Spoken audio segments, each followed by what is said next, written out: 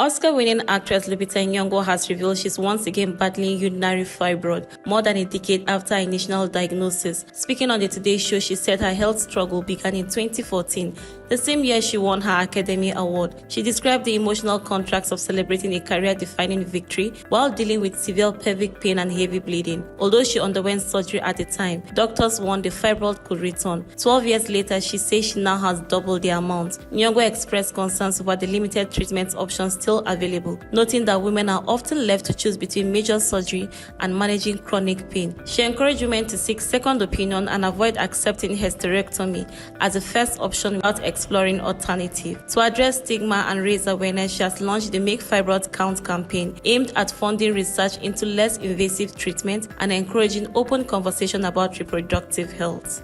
Well, back in 2014, I won an Academy Award. And in that same year, I was diagnosed with fibroids. So I was experiencing this high and this low at exactly the same time. I had heavy bleeding, I had pelvic pain, among other symptoms.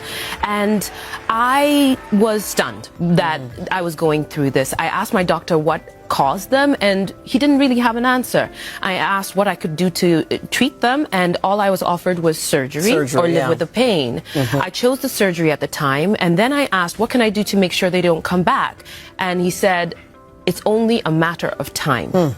And then I've learned since that 80% of women have fibroids by the age of 50. Years later, I have fibroids again. I have double the amount of fibroids, and I'm still being offered the same options, surgery or live with the pain.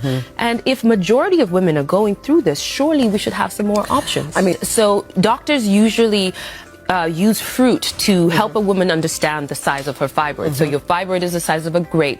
Your fibroid is the size of an orange. Mine was the largest one was the size of an orange. So I thought it would be a very provocative way to get women to lay their burdens down and share their stories. Extreme. So what have you learned? It's 12 years later. We're sitting at this point. So what advice do you have for women who are going through it? Well, the first thing I'll say is seek a second opinion and don't accept a hysterectomy as the first resort.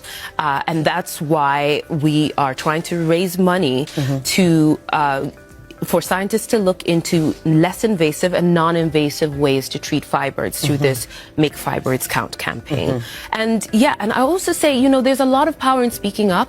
I spoke up, and the amount of support I got, hearing women say me too and share their stories made me feel less alone. And it's honestly what has actually bolstered me to be able to do the work that I do now.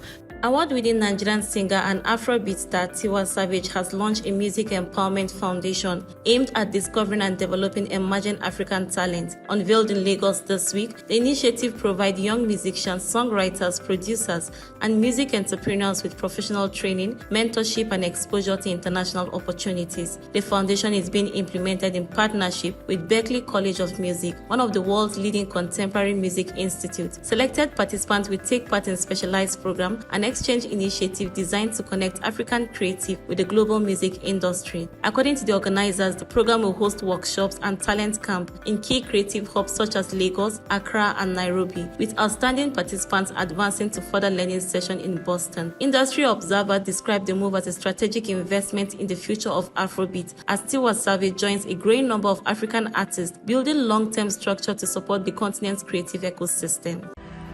Almost 20 years ago, I walked the halls of Berklee College of Music as a student. This school shaped my voice, my confidence, my purpose. It showed me that my Nigerian roots weren't something to hide, it was my power.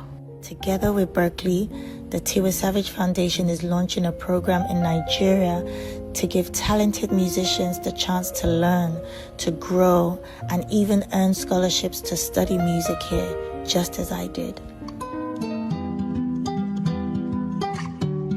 Into a superstar. Oh my God. How you been?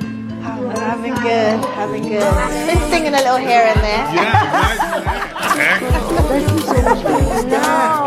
Congratulations on killing it. Thank you. Thank you. It's my lifelong dream coming full circle to open doors for the next generation and remind them that their sound and their story matters. Nigerian chess champion and founder of Chess in Slum Africa, Tunde Onakoya, has revealed he underwent a total hip replacement at age 28 after being diagnosed with avascular neurosis, a serious condition that can lead to bone collapse. Onakoya shared the story on his X platform, explaining that the surgery became unavoidable due to high risk of hip joint collapsing. He spent 6 months relying on wheelchair and crutches, facing the frightening possibility of never walking again. I had avascular neurosis and underwent total hip replacement surgery. I spent 6 months in a wheelchair and crutches with possibility of never walking again, he wrote. The chess advocate said he now lives with a titanium hip implant, which typically lasts between 10 and 15 years and up to 20 years in rare cases. For clarity, I'm not dying in 15 years. The implant has a lifespan of 10 to 15 years. Then I will need revision surgery, which is complicated and carries risks like bone loss or infection, he explained. Because he had the procedure at a young age, Onakoya said he may need a revision surgery 2 or 3 times in his lifetime, in a situation doctors usually try to avoid by recommending hip replacement for older patients. Despite the uncertainty, he remains hopeful about the future and advances in medical technology. Whatever happens, I'll make this one life count, he said. On the movie scene, Sinners emerged as the biggest winner at the 57 NAACP Image Awards, taking home 13 awards including Best Motion Picture. Its lead star Michael B. Jordan clinched the coveted Entertainer of the Year prize, further cementing his dominance this award season. Co-star Miles Catton earned a breakthrough performance in a Motion Picture Award, while Jordan used his acceptance speech to pay tribute to his late Black Panther co-star Chadwick Boseman, honoring his legacy and impact on Black cinema. The 57th edition of the NAACP Image Award, which celebrates Black excellence across film, television, music, and literature, also recognized industry icons. Viola Davis received the Chairman Award, while Coleman Domingo was presented with the President's Award for his contribution to the arts. In a nod to hip-hop legacy, trailblazing groups Salt and Pepper and DJ Spenderal were inducted into the Image Award Hall of Fame, celebrating their lasting cultural influences. Check out some of the standout moments and powerful highlights from the winners' acceptance speeches. For Tincity